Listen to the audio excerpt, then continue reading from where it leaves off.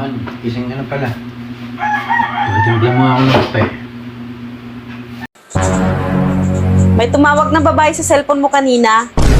Narinig niya na babae nakasagot, binaba. Siguro babae mo yun, ano? Wala ba siyang sinabi? Wala.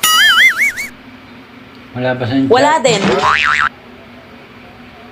Yun naman pala eh.